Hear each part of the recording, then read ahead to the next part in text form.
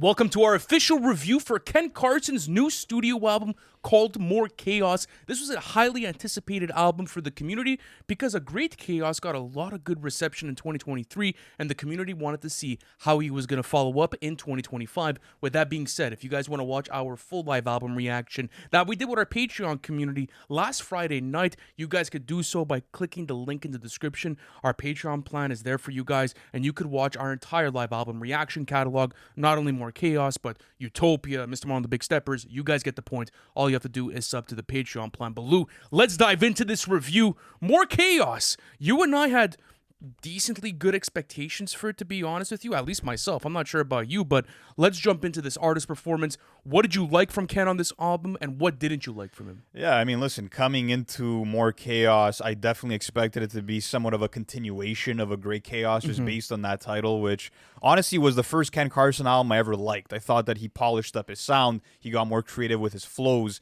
and just delivered more in terms of putting effort into his mic performances. On this album, though, it just, you know, it's classic Ken Carson in the sense that you're getting his very abrasive vocals playing second fiddle to the beats on here.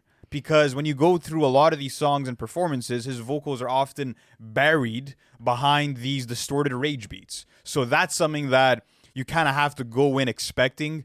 I want to talk about the hooks on this album because they're super underwhelming. Like, you go to a song like Money Spread, and he's just repeating money spread, money spread, money spread, money spread. And listen, I'm not saying that I'm expecting like a Still Dre in the club level hook from Ken Carson, but when a hook is taking up 50% of your runtime on a song, it's got to leave more of an impact than that. So not any catchy or memorable hooks on my part. Something else that I want to talk about is his ad-libs as well. That was somewhere else where he was lacking, bro. But he wasn't creative with the ad-libs at all. Like the whole ad-libs. Like, he'll tend to use his ad-libs, I don't know if you noticed this, at the start of a song or the start of a verse. It's almost like a lead-in, and then after that he goes into his full verse, right? Which is kind of a waste because...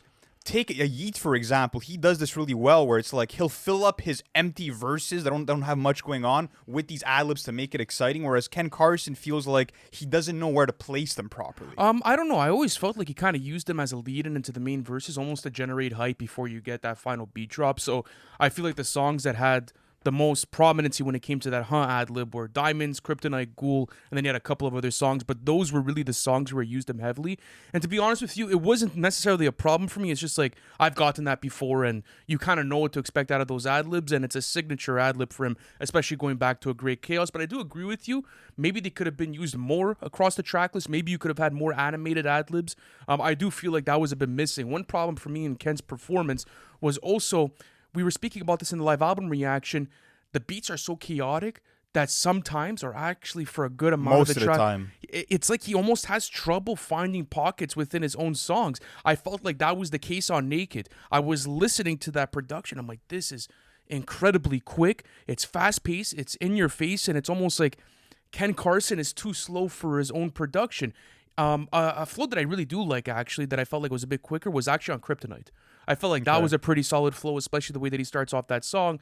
A flow that I didn't like, that kind of feels new for him, or at least to me, was on Down to Earth, where it almost feels like he's spelling out his rhymes for you, and I just felt like they were choppy and that it didn't make sense for the production overall.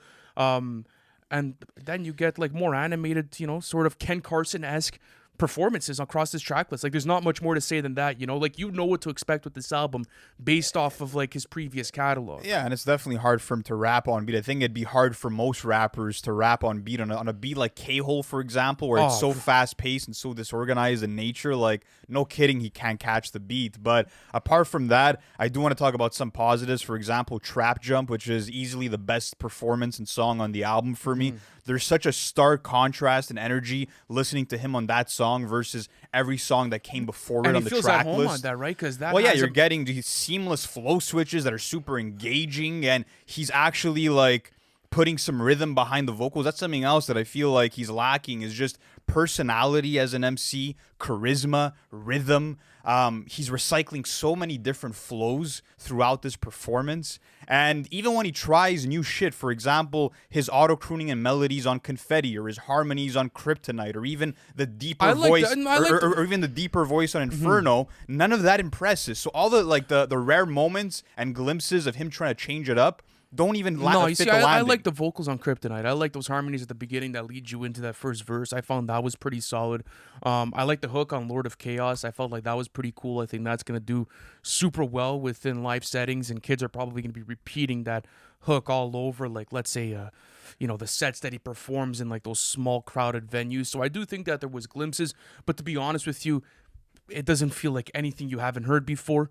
It feels like kind of B-sides to everything that came off of A Great Chaos, to be honest with you. And I don't know. I expected maybe a bit more innovation, something new from Ken in this instance. And I'm going to talk about a lot more of the gripes with this album when it comes down to the production of things, to be honest with you. I gave his artist performance a mid rating. I have it as a bad rating. I think there's nothing that Ken Carson has done on this album in terms of skills, in terms of vocal inflections, in terms of melodies, flows that jumps out as like exceptional to me, or like an upgrade over what he's done in the past, or even passable to listen to. A lot of energy lacking. And yeah, a bad rating for the artist performance, easy. Let's talk about the features, because when we first got the track list, there were no names listed. So we got to thinking, are there going to be some hidden features maybe? No and then hidden features. bang, you end up getting the song Off the Meter added with Playboi Carti and Destroy Lonely, the first Opium collab in history. And it kind of didn't feel that eventful. Like, I expected like a bit more hype around it, or a bit more of a rollout for this big moment. But in reality, Because the contributions were so minimal, right? They were lackluster. I will say this: I did like Destroy Lonely on this song. I feel like Best he found performance. the perfect pocket. It was his song. Playboi Carti, on the other hand, didn't really put in the most effort, and he decided to just be Future, the same way that he decided to sound very similar to Future on a song like Overly and a couple other cuts on music. So let me ask you this: for this category on the features, obviously this kind of fan service at the end of the day. Like, I'm not even sure if we should have included a fucking features. Oh, there's category. a feature. There's Yeah, features but on we the album. have to include it now, right? But I mean, at the end of the day, like, it's kind of crazy that the features like category is only going to be rated based off of one collaboration, and I actually feel like it was a detriment to this album. I wanted to see more people on this track list besides just this collaboration. This album clocks in at like 58 minutes. It is longer. You do have like 20 plus tracks on here. It would have been nice to see other people come in, even if there were shorter songs on this album. You know, there were songs that only clocked in at a minute 30 or 2 minutes, but still, to keep the track list eventful, I get it. Ken Carson wants his own runtime. He could carry a track list based off of A Great Chaos, but in this instance, I feel like it genuinely didn't need it. So that was something that I kind of factored into the features, I guess.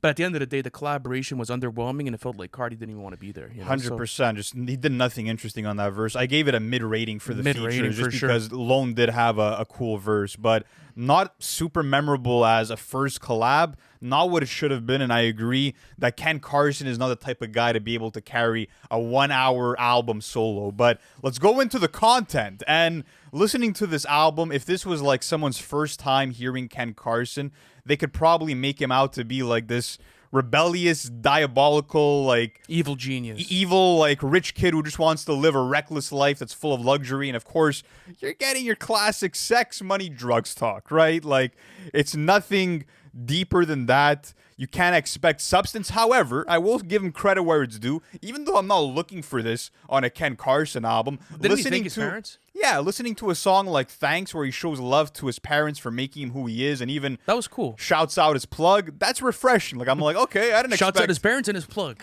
Yeah, bro. Why the fuck not? From one line to the next. He said, fuck it. It was just cool to see him, I guess, get a little bit more personal, because, again, you're expecting that from anybody but Ken Carson on an album, but content's bad, though. The content is bad. I do want to read out some funny ass lines, though, because I got to give him some credit. There was some funny ass lines. Like on Exposed, Ken says he's going Mozart and Shakespeare. Then on Money Spread, he uses, to fuck this hoe, you got to use the ladder. Or he has, I have a bakery, but I ain't baking no cakes here. I'm having bread. I'm making bread, shawty. Nice. Or this is the best one. Michael Phelps, I'm stroking in her. Nice. Also, pure literature. I put that stick right to your face, pause, and watch your piss run down your socks. Ooh. Hey, top tier lyricism. Keep but honestly, like when I'm looking at this review, just as a disclaimer, like we said for the music review, I don't give a fuck. Honestly, like for me, I'm not coming into this album for lyrics. Maybe you could get like more quotables out of this, but you know what you're getting into with this album. You're all fucking worried. Yeah, you know, and like not here you for the said, lyrics. Yeah. And like you said, he plays this evil persona that loves to ensue chaos and that loves the Indulge. anarchy. Yeah, Indulge in anarchy. yeah, he loves to indulge in anarchy. He loves that rock star lifestyle. He's unapologetic for it. But at the end of the day, like, you're reading these lyrics and it's like, I could probably come up with that. You know? Oh, So- 100%, bro. And like even some of the references he's making, like you must have been listening to Travis Scott. Now you a fiend, Fiend. huh? Yeah, that Fiend bar. Or was I'm not Drake, I'm not Future, but I'm on one. There we go. Like high class lyricism, but like you said, we're not looking for that. I couldn't give less of a fuck about the lyricism, and like we always say for these types of albums, when we score the album, like for the overall tally, we're not really putting as much emphasis on this category naturally. But something else I do want to say is that besides a song like Thanks, it would be nice if like Ken had a bit more personality. Like even him referring to himself as a vampire on Live Leak, it's like, okay, bro, it's not enough. You took Carti style. You got to like take the vamp persona too. I'm like, come on, bro. Let's get a bit more original. But yeah, bad rating for the content. Bad rating for the content Yeah. for sure. Let's go on to the production. So I don't know, bro. The distortion and clipping all over this album, I get it's his style, but there was too many instances where I was going into songs and I'm like, you know what, bro? This is really unbearable. Whether it's K-Hole, whether it's Exposed, whether it's Evolution, whether it's Root of All Evil, the clipping on the 808s, bro, makes them almost I inaudible. like the Root of All Evil beat. I like that one just because you're getting these no. different electronic synth lines, and one of them has like a brighter undertone, one of them has a darker undertone, and that's one of the songs where you could hear the music properly. Whereas on a song like, for example, Exposed, you can't really like the distortion takes over the instrumental. Of course, but what I'm You trying know? to say is with Root of All Evil, don't get me wrong, I even like the little flute melody in back. I feel like it was really cool as far as an instrumental goes. The problem is also when you consider production, how are those vocals processed? Like, how do they sound with those beats? And to be honest with you, bro, it was a fucking soup. Yeah. You try to, okay, go to Root of All Evil for me and really pay attention to the mixing on that song and tell me where Ken Carson's vocals are. No, It really comes to a point where it's completely inaudible, bro. I'm I'm sorry. just saying that's not the best case of it. I feel like you hear that more in a Oh, song for like sure Exposed, or when you really hear it is on Black Rockstar. When that beat switch comes in, it sounds like the entire instrumental becomes submerged. you see, I it like sounds that like beat. it becomes submerged 1,000 feet underwater. I tried playing that in my car, bro. I couldn't even hear anything. It was just complete fucking explosion. Yeah, it was a definition of noise. No, I bro, get what you you're can't saying. listen but to I it, like the bro. first part of that beat, though. The beats are fried on this album. Yeah, They're fucking deep fried, bro. I know, it's really bad, bro. The distortion and clipping, I get it, as I said, as a part of his whole sound, but there's just too many instances where I just don't understand. Even on something like Evolution, which is on the latter half of the track list, that beat is atrocious. There's absolutely no way. But let's talk about stuff that's actually polished. Let's talk about Trap Jump, which is arguably the best song off of this album. Yeah. I love the horns on this. Feels very Lex Luger-esque. And it's cool that like Opium's tapping back into that old Atlanta sound and bringing back that sort of feeling. I also had Black Rockstar down as like a positive, for me at least, because of the first half of the beat. First half, fine, but Because the horns are mental on the first half There's of no that beat. defending the second half of that beat. I bro. get it, but at the There same isn't time, like all. at least I have the skip option after that. The first half of that beat is really fucking solid. I really do Yeah, it's enjoy not it. bad. A beat I want to talk about though is Ghoul, because Pierre you're Bourne getting beat. you're getting a Pierre Bourne beat. It's this atmospheric horror trap beat, and I just love that you're getting those cinematic screams in the background. You're also getting these very sinister piano keys, and it felt refreshing for a Pierre beat, and it felt refreshing for Ken to rap over it, because I feel like that's the biggest detriment to the production on this album is Ken's curation, because you are getting a stacked producer list from Pierre Bourne to Wake Up Filthy to Lucien to 16-Year-Old to Starboy, but for some reason Ken Carson decided to go with the copy and paste formula for the majority of the track list, and I feel like that's where it all falls apart for me. And even at that, like even if you want to talk about like the glitchy chiptune synth sound that was prominent in the beginning of the 2020s decade that Carti and Trippy made absolutely go crazy. You get that on something like I believe it was Dismantled, and it's cool, but then again, like that distortion on the 808s, like it just takes away from it and it feels too overproduced. I don't know how to say it. Like it overtakes the song completely to a point to where it almost makes it unenjoyable, and I don't understand the attempts with these. Even on something like Down to Earth, where you have like that Zelda-esque video game type of animated production, again, you go to those Ken vocals, and dude, it is really badly mixed to a point where you can't even hear his vocals. So overall, I gave the production mid. I think there was highlights on it, but at the end of the day, like you said, it was fucking fried. I'm on the same page. It's a mid rating for the production. And I think, like I said, Ken Carson's his own worst enemy here. He decided to rap on practically the same beat for 22 songs. Almost 22 songs, because there are some exceptions. But replay value, I'll say this. I fuck with Lord of Chaos. I like Root of All Evil. I like Trap Jump a lot. And I like Psycho. So I have 4 keeps out of 22. And off the meter, I wouldn't mind if it's played around me, but I'm not going out of my way. No, so 4 out of 22. I agree with you. I wouldn't go out of my way. Still jamming a great chaos. I think that project is super solid. Songs I'm keeping, I got 4. I got Trap Jump, I got Kryptonite, I got Ghoul, and then after that, I'm going to revisit Off the Meter. I'll give it time of day, and again, it's a song that I could see ringing off at different parties and stuff like that. So that's kind of where I'm at with it. So realistically, like only main rotation, I got 3. When it comes to Trap Jump, Kryptonite, and then after that, Ghoul. Yeah, I got 4, so that's obviously a bad rating for the replay value. And I think what's also bad about this album when it comes to replay value is that it's not one of those projects that you could easily access from start to finish. You know what I mean? And this is an album experience at the end of the day. This is one of those albums where I think even like a lot of diehard Ken fans will agree that when they listen to it, they're going to pluck their songs out, bro.